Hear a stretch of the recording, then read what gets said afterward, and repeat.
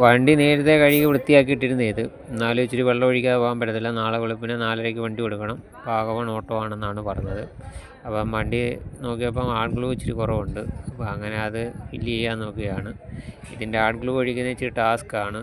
കാരണം എന്ന് പറഞ്ഞാൽ ഇതിൻ്റെ അടപ്പ് ഇതാണ്ട് ഇങ്ങനെയുള്ളൊരു സിസ്റ്റമാണ്. അപ്പം ചെറിയ കുപ്പിയൊന്നും കേടത്തുമില്ല. ഇച്ചിരി ഉള്ളിലോട്ടിരിക്കുക. അപ്പം ചോർപ്പ് എന്തെങ്കിലും വെച്ച് ഒഴിക്കാൻ പറ്റത്തുള്ളൂ. ഇച്ചിരി സമയമെടുത്ത് എന്തായാലും നമ്മൾ അത് ചെയ്തു. ഇങ്ങനത്തെ സിസ്റ്റമാണ്. എന്ത് ചെയ്യാനാണ്ടേ. ഇപ്പോൾ 4 കുറ്റിയായി. എടുത്തപ്പോൾ 2 ഉള്ളായിരുന്നു. അങ്ങനെ വെളുപ്പിനെ നമ്മൾ ചെറുക്കനെ ഉണർത്തി ഫുൾ ടാങ്ക് ഡീസലൊക്കെ അടിച്ച് അപ്പം 4:30 ആയപ്പം 4:30-ക്ക് മുമ്പ് നമ്മൾ വണ്ടി കൊടുത്തു. ഇവിടുന്നായിരുന്നു നമുക്ക് ഈ പള്ളി അടുത്തു നിന്നായിരുന്നു ഓട്ടം. ഇപ്പം 4:30 ആയിട്ടൊന്നും ആൾ വന്നില്ല. നമ്മളങ്ങനെ വെയിറ്റ് ചെയ്തിരിക്കുകയാണ്. കണ്ടോ. അങ്ങനെ നമ്മൾ പോകുന്ന വഴിക്ക് ഒരു പമ്പിനോട് ചേർന്ന് തണുത്ത ഒരു ഏരിയയിൽ നമ്മൾ വണ്ടി നിർത്തി കൊടുത്ത്.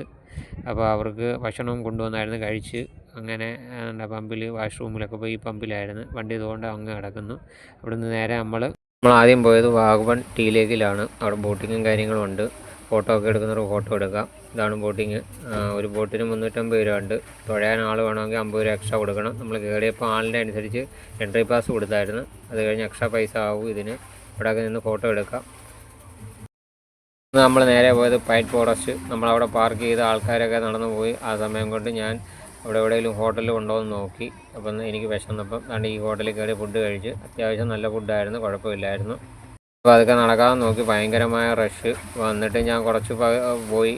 അകത്തോട്ട് ഞാൻ കയറിയില്ല. ഇതാണ് പൈൻ ഫോറസ്റ്റ്. ഇതിനകത്തോട്ട് കയറി കഴിഞ്ഞാൽ നല്ല തണുപ്പും കാര്യങ്ങളൊക്കെയാണ്. ഇവിടുന്ന് നമ്മൾ നേരെ പോയത് വാഗമൺ അഡ്വഞ്ചർ പാർക്കാണ്. ഇവിടെ കയറുമ്പോൾ എൻട്രി ഫീസ് കൊടുക്കണം ആളിൻ്റെ എണ്ണം അനുസരിച്ച്. ഇവിടെ നേരെ കയറുമ്പോഴാണ് പാർക്ക്. നമ്മൾ കണ്ട വണ്ടി ഇവിടെ സേഫായിട്ട് പാർക്ക് ചെയ്തു.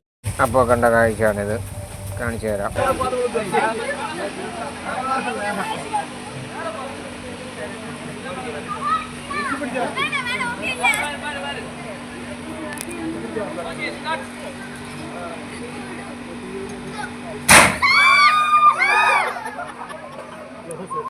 ഇവിടെ സൈക്ലിങ് കാര്യങ്ങളൊക്കെ ഉണ്ട്. കൂടുതലും ആൾക്കാർ ഇങ്ങനെയാണ് ഫാമിലിയായിട്ടൊക്കെ വരുന്നവരും.